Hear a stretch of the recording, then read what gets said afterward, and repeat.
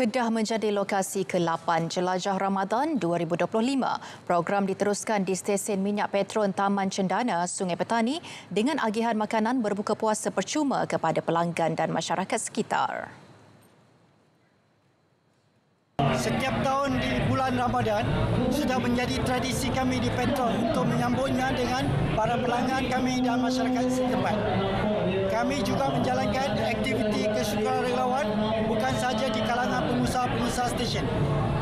Tetapi kami juga mendapat sambut sokongan dari kaki tangan ibu pejabat Petron.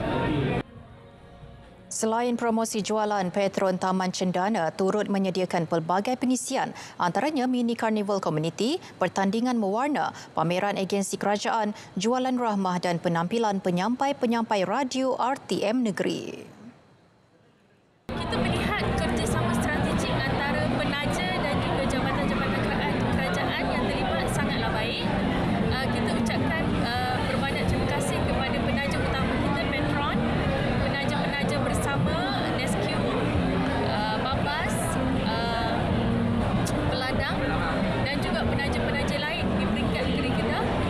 Dan usaha sama ini membuahkan hasil yang baik dan memberi manfaat kepada masyarakat.